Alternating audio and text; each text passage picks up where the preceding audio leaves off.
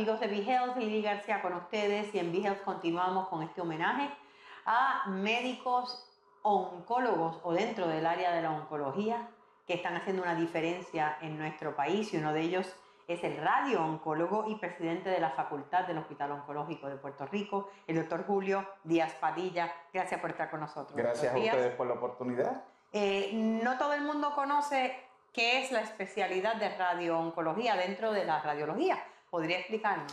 Por supuesto, la radio-oncología es una de las 3 ramas de la oncología que usa radiación ionizante para controlar de manera local y regional los tumores o el crecimiento anómalo, que es el nombre correcto con que deberíamos denominar este tipo de condición de células anómalas que crecen en alguna parte del cuerpo. ¿Hay diferentes tipos de radiación que se dan?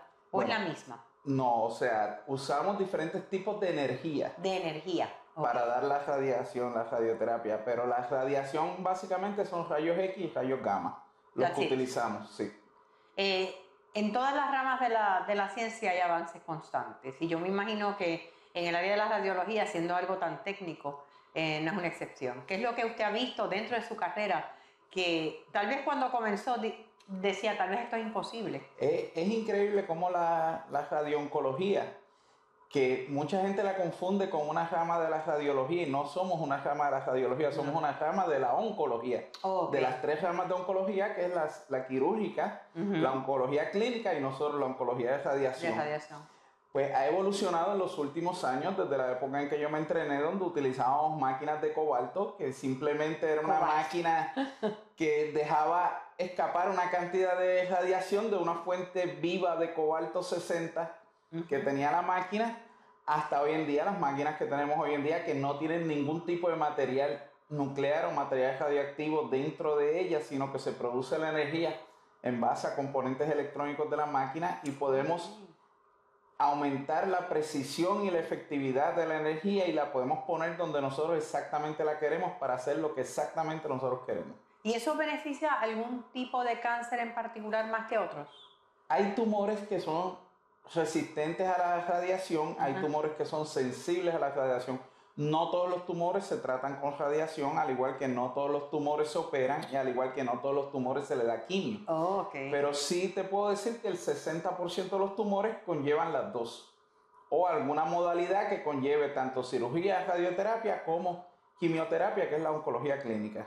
Cuando piensa en todo lo que es aspectos y lo que ha aprendido en su formación, ¿qué es la herramienta más útil que ha tenido en el éxito al que ha realmente el advenimiento de las computadoras y el advenimiento de la tecnología computarizada nos ha ayudado muchísimo a poder dar tratamientos mucho más certeros y mucho más adecuados a las condiciones que tienen los pacientes, porque tenemos este concepto de que los tumores son bolitas redondas. Sí, y que los tumores son todos uniformes. Todos iguales.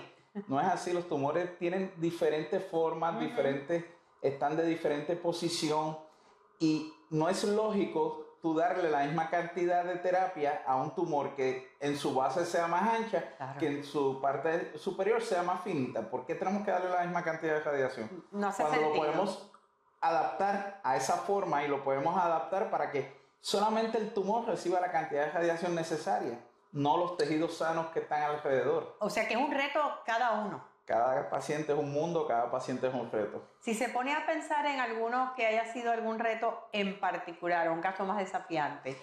Pues mira, hubo un caso que se trató junto con el neurocirujano Dr. Sosa, que era un niño, era un niño de 10, 12 años, donde tenía un tumor en la parte frontal del cerebro, pero tenía el tumor básicamente pegado al nervio óptico, que es lo que nos permite ver. Claro. Y el tumor era tan grande que se metía por debajo del nervio óptico e invadía otras estructuras. No podíamos darle la radioterapia de forma convencional porque o le hacíamos daño al nervio óptico o nos quedábamos por debajo de la dosis que teníamos que llegar para curar al paciente.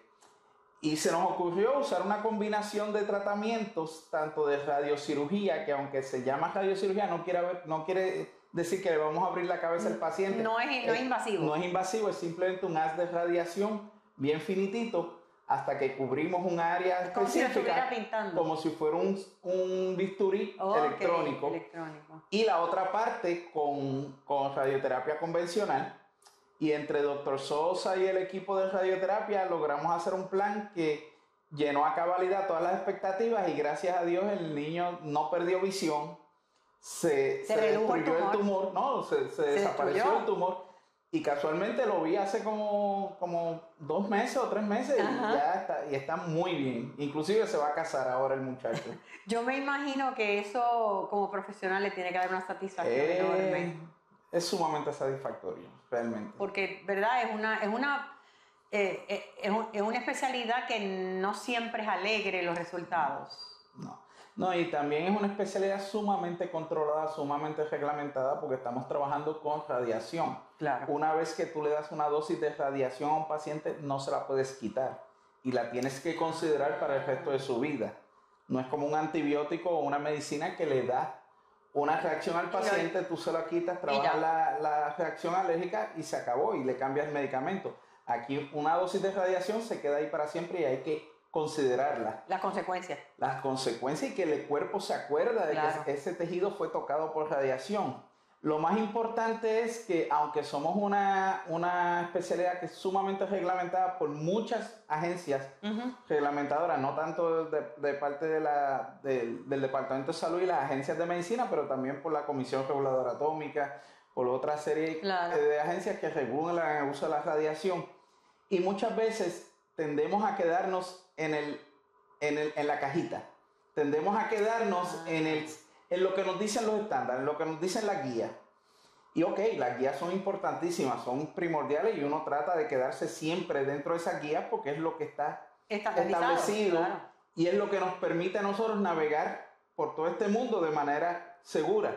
Pero hay veces que hay que salirse de la guía. Hay veces que salirse de la cajita y experimentar, no me gustaría usar la palabra experimentar, sino intentar nuevas alternativas, explorar alternativas que no se han explorado y no olvidarse de las cosas del pasado. Hay cosas que aunque hace años que no se hacen, pero son muy, muy efectivas. Por ejemplo, hoy mismo acabo de ver un paciente que me enviaron de las islas, de las Antillas Menores, un señor con unas metástasis de próstata en todo el cuerpo. Wow. El medicamento que se usa o los medicamentos que se usan para eso pues no están accesibles en esta isla y su costo es excesivamente caro y el paciente tenía un dolor increíble que no estaba resolviendo, no estaba respondiendo a ningún tipo de analgésico. Pues en conjunto con la oncóloga de St. Kitts, que es de donde viene el paciente, acordamos usar una técnica que es sumamente olvidada, que es antigua, que es lo que se llama un Emibody. Emibody es tratarle la mitad del cuerpo en una sola dosis de radiación y 2 semanas después la otra mitad con una sola dosis de radiación. Hace 4 semanas le tratamos la parte de abajo del cuerpo. El paciente vino en silla de ruedas, hoy entró caminando y feliz de la vida porque ya no tiene ningún tipo de dolor en la parte de abajo del cuerpo. ¿Y esa radiación se le dio específicamente en el área de la próstata? No, se le dio del ombligo hacia abajo, todo el cuerpo. Todo el cuerpo. Y ayer se le dio del ombligo hacia arriba a todo el cuerpo y hoy llegó feliz de la vida cantando sin ningún tipo de dolor y sin ningún tipo de medicamento. Y es una técnica sencilla que la tecnología no está acá arriba. Es una técnica sumamente sencilla, lo que es una técnica que ya no le enseñan en la residencia, porque obviamente hay cosas más modernas y hay otros medicamentos que se utilizan. Pero en el caso de él no funcionaba. Pero en el caso de él no era viable eso. Y lo antiguo fue viable y dio unos resultados excelentes. Por eso es que hace falta tener médicos de diferentes generaciones en los departamentos. Eso es así. Todo el mundo tiene algo que aportar. Todo el mundo puede aportar. Hablando de aportar, ¿qué avances ahora ven las radioterapias que vengan por ahí que tal vez no conocemos? Pues mira, hay algo muy interesante que es la terapia dirigida, el target therapy, que estamos hablando de poder introducir en el cuerpo ciertas moléculas que se activen con la radiación, que sean afín a los tumores, a ciertos tipos de tumores, que vayan directamente al tumor, se localicen ahí, se acumulen ahí y sean inertes, o sea, no esté pasando nada, hasta que se le da cierta dosis de radiación. Cuando se le da cierta dosis de radiación, se activan y destruyen el tumor. Eso todavía faltan muchos años para eso, pero eso es yo creo que es lo más significativo que ven el futuro. No le pregunté, por lo menos para mí. No le pregunté por qué radioterapia, por qué radiología para empezar y radiooncología. Radiooncología, de todos. Ok, mira, es una pregunta bien interesante. La radiooncología junta tres cosas que a mí toda la vida me han apasionado. Lo primero es el servicio al paciente. La comunicación con el paciente, que esa es la parte clínica, el hablar con el paciente, el interaccionar con el paciente. Lo segundo tiene una parte quirúrgica, que es cuando ponemos material radioactivo dentro del cuerpo. Que a no todos los radioterapeutas les gusta hacerlo, a mí me apasiona. Nosotros somos, por lo menos aquí en el oncológico, el hospital donde más braquiterapia, que es como se llama el procedimiento, se lleva a cabo en Puerto Rico y lo ponemos en todas partes del cuerpo, ya sea en próstata, en el cervix, en el útero, en los ojos, lo ponemos en mama, lo hemos puesto en sarcoma, lo hemos puesto en todas partes del cuerpo, hemos puesto material radioactivo. Y la tercera parte que tal vez por mi background, que fue en química, porque me apasiona, es la parte de física, que tú tienes que integrar esas tres cosas, tanto la clínica, en los casos que me sea meritorio, la parte quirúrgica, pero tienes que dominar también la física, saber cómo se va a comportar la energía, saber cómo se van a comportar los fotones, los electrones, cómo los vas a llevar para que hagan lo que tú quieres sin hacerle daño al paciente. ¿Y cuán retante es esa comunicación con el paciente para que entienda por lo que va a estar pasando? Los pacientes entienden todo lo que tú le dices siempre y cuando tú se lo expliques de una manera clara y con un vocabulario que ellos entiendan y que tú le puedas llevar el mensaje de que la idea es curarlo. Si no lo podemos curar, la idea es aliviarlo o mejorarlo. Si no lo podemos curar, no lo podemos aliviar, por lo menos aumentarle su calidad de vida. Importantísimo. Que es importantísimo. O sea, siempre hay algo que hacer. Siempre podemos hacer algo. ¿Cuán importante, hablando de importancia, verdad, es trabajar en equipo dentro de esta área? Oncología no hay forma de trabajarla de otra manera. No. La época donde trabajábamos en tribu, la tribu de cirugía por un lado, la tribu de oncología por otro y la tribu de radioterapia por otro, gracias a Dios se acabó hace muchos años. Hoy en día el hospital o el grupo o la facilidad que no trabaje en grupo y se comuniquen diariamente con todos los pacientes y todo el equipo interdisciplinario, no va a tener éxito. Por eso es tan importante los tumor boards, por eso son tan importantes la comunicación directa con los otros compañeros de las otras especialidades, porque tal vez desde el punto de vista del cirujano el paciente pueda ser operable, pero no es curable. O tal vez el paciente es curable, pero no es operable. O el paciente tal vez no se puede operar, pero se le puede dar radio y quimio.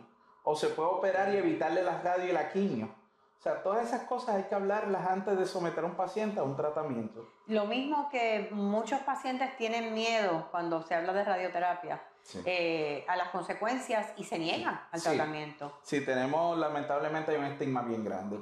Y con razón.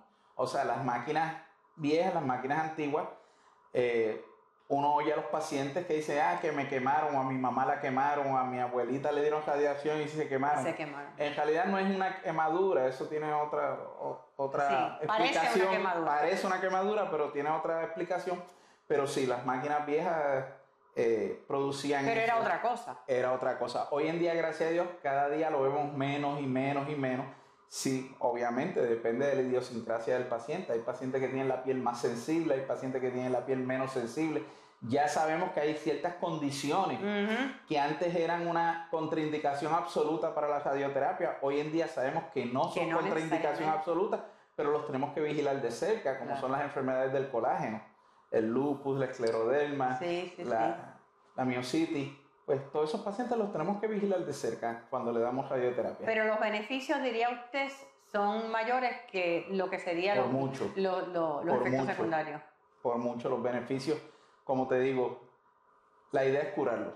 Si no los podemos curar, la idea es mejorarlos. Si no los podemos mejorar, la idea es mejorarles su calidad de vida. Pero algo podemos hacer. En la mayoría de los casos, algo podemos hacer. Pues muchísimas gracias, doctor Julio Díaz Padilla, por seguir haciendo algo y querer hacer algo. Gracias a ustedes y aquí siempre a sus órdenes. Y gracias a ustedes siempre por habernos acompañado y será hasta la próxima. Toma el control de tu salud con BeHealthPR.com y síguenos en nuestras redes sociales.